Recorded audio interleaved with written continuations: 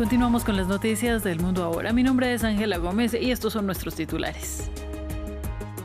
El presidente ruso Vladimir Putin se reúne con el enviado especial de Estados Unidos, Steve Witkoff, en San Petersburgo, cuando avanza el proceso de normalización de relaciones entre ambos países y en medio de la presión de Donald Trump para que el Kremlin acepte un cese del fuego en Ucrania.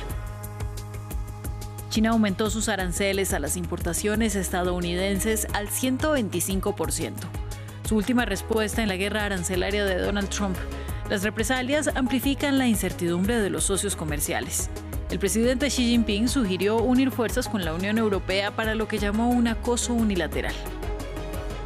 Y en Gaza se abre la posibilidad de una nueva tregua. Medios israelíes reportaron que el gobierno de Benjamín Netanyahu y Egipto intercambiaron borradores sobre la liberación de 8 rehenes y la entrega de 8 cadáveres en posesión de Hamás, a cambio de un cese del fuego que duraría entre 40 y 70 días. Tenemos el reporte.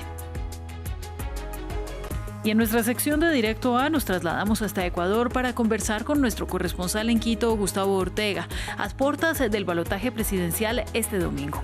¿Cómo cerraron las campañas y qué temas definirán la contienda? Ya lo revisamos. Primero el informativo.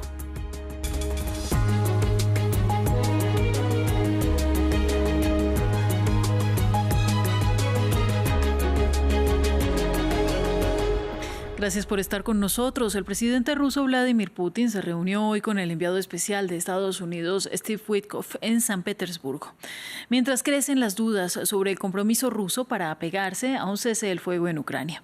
El Kremlin afirmó que Putin espera que Witkoff transmita un mensaje del presidente estadounidense Donald Trump. Witkoff, quien ha presionado para que Moscú acepte un acuerdo, se reunió inicialmente con el enviado de Putin, Kirill Dmitriev. Por su parte, en su cuenta de Truth Social, Donald Trump dijo que Moscú debe empezar a moverse para terminar una guerra que, según dijo, nunca hubiera empezado con él como presidente. Y en otro episodio de la guerra arancelaria, China anunció que llevó a 125% los aranceles a productos estadounidenses, como respuesta a la decisión del presidente Trump de imponer un total de tarifas a los productos chinos del 145%. Las represalias de China intensifican la incertidumbre. Los mercados estadounidenses abrieron a la baja este viernes y se mantiene el temor de recesión. Los aumentos arancelarios recíprocos de Estados Unidos y China podrían imposibilitar el comercio de bienes entre las dos economías más grandes del mundo, que ascendió a más de $650.000 millones en 2024.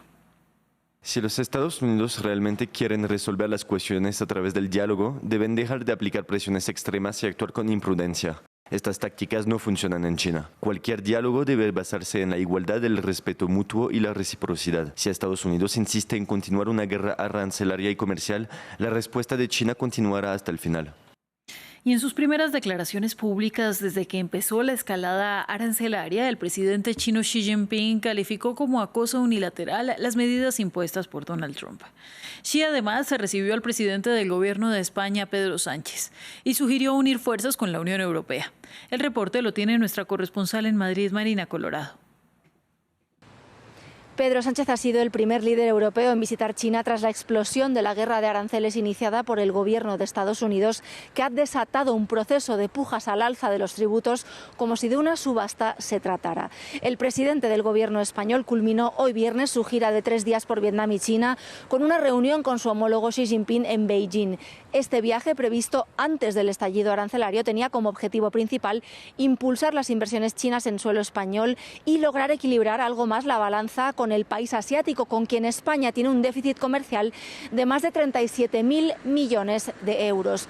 Además de firmar algunos acuerdos que facilitan la exportación de productos porcinos a China, Sánchez se ha reunido con sectores del automóvil y de las energías renovables. Sobre las críticas de Estados Unidos hacia esta visita de Sánchez, este ha asegurado que la política exterior española no va contra nadie, sino a favor del multilateralismo y del comercio basado en reglas claras, y aprovechó la ocasión para afirmar que el mundo necesita que tanto Estados Unidos como China hablen. El presidente Xi Jinping, por su parte, en sus primeras declaraciones tras el inicio de esta guerra comercial, pidió, en lo que se interpreta como una clara crítica a los aranceles impuestos por Trump, que tanto la Unión Europea como España se opongan a prácticas intimidatorias unilaterales, al mismo tiempo que Beijing anunciaba la subida de los los aranceles a las importaciones desde Estados Unidos hasta el 125%. Esto en respuesta al 145% impuesto por Washington. Desde el punto de vista europeo, el gobierno español ha insistido en que China es socio de la Unión Europea y que España es un actor activo para construir el vínculo transatlántico con Estados Unidos. Un hecho, ha dicho Sánchez, que no es incompatible con abrir sus horizontes y reforzar el vínculo con China. En medio de la guerra comercial del presidente estadounidense, la Unión Europea y China acordaron estudiar la fijación de precios mínimos para los vehículos eléctricos fabricados en el gigante asiático, lo que podría sustituir a los aranceles ordenados por Bruselas el año pasado. El comisario de Comercio del bloque prometió que los precios mínimos serán tan eficaces como los gravámenes y parte de la industria automovilística europea aplaude las negociaciones. Veamos. Podría marcar el principio del fin de un largo conflicto comercial. La Unión Europea y Beijing han acordado entablar conversaciones para suprimir los aranceles a los vehículos eléctricos chinos en el bloque y sustituirlos por precios mínimos. La Comisión Europea informó que el comisario de Comercio, Maroš Šefčovič, habló recientemente con el ministro de Comercio chino, Wang Wentao, y que las negociaciones van a comenzar inmediatamente. La Unión Europea impuso aranceles en octubre pasado, un gravamen del 45,3% a los vehículos eléctricos fabricados en China con el fin de proteger a los fabricantes de automóviles europeos, después de que las ventas del gigante asiático se dispararan en todo el bloque. Pero la industria automovilística alemana se opuso a los aranceles, temiendo una guerra comercial con un socio clave. Ahora ve con buenos ojos las conversaciones. Independientemente de los actuales acontecimientos mundiales, también debe debatirse aquí cómo reducir los obstáculos y las distorsiones en el comercio internacional, en lugar de construir nuevos obstáculos. El movimiento se produce en un momento en el que el presidente estadounidense ha intensificado las tensiones comerciales incluso con socios cercanos. Todo el mundo, incluido China y la Unión Europea, están buscando nuevos socios o buscando reforzar las relaciones con socios distintos de Estados Unidos, ya que Estados Unidos se está convirtiendo en un socio comercial más hostil, dado que China y la Unión Europea son dos de las principales economías del mundo. Se miran mutuamente para incrementar sus vínculos económicos. El ministro chino de Comercio confirmó el jueves que ya se han iniciado las conversaciones más amplias, con el objetivo de profundizar en el comercio entre la Unión Europea y China y en las inversiones en general. Cambio de tema. En noticias de la guerra en Gaza, medios israelíes aseguran que Israel y Egipto habrían intercambiado borradores sobre un acuerdo que permitiría la liberación de 8 rehenes y la entrega de otros 8 cuerpos en poder de Hamás, a cambio de un alto el fuego entre 40 y 70 días. Los últimos detalles de una eventual tregua y los más recientes ataques contra el enclave palestino los tiene nuestro corresponsal para Jerusalén y los territorios palestinos, Federico Cuellar Verena.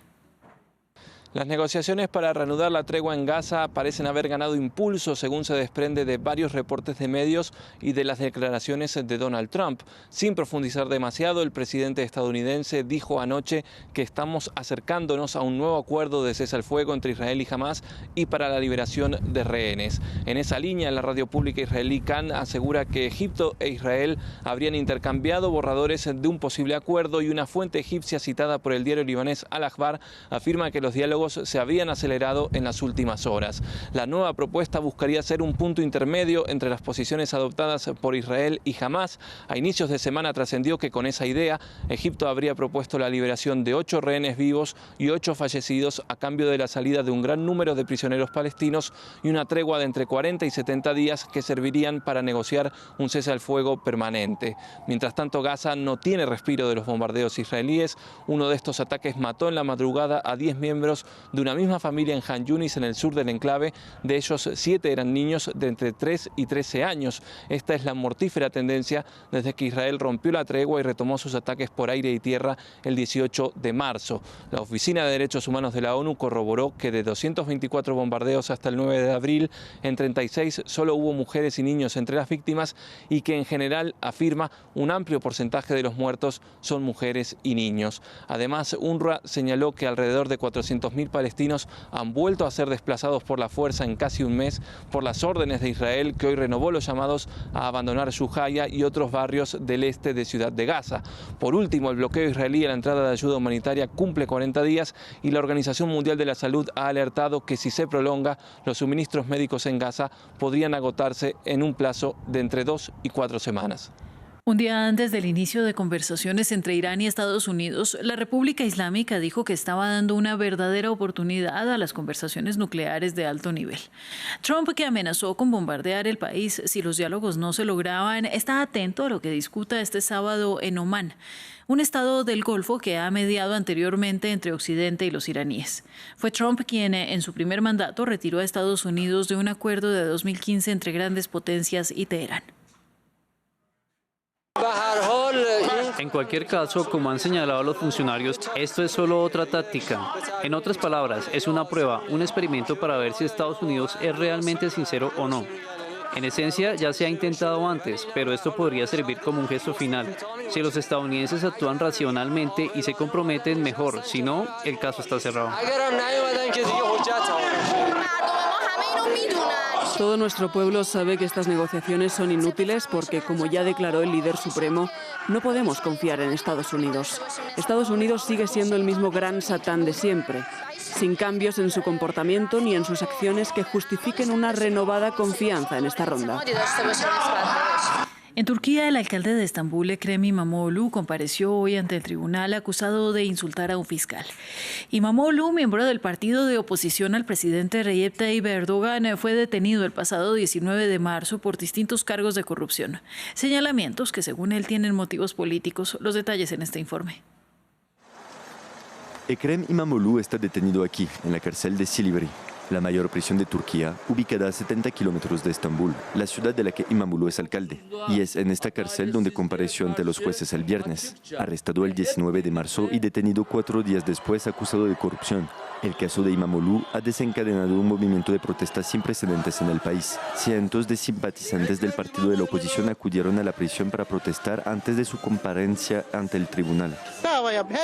Siempre estamos del lado de nuestro alcalde, estamos del lado de los derechos, la ley y la justicia, pero digo una palabra, no podrán hacer que nos rindamos.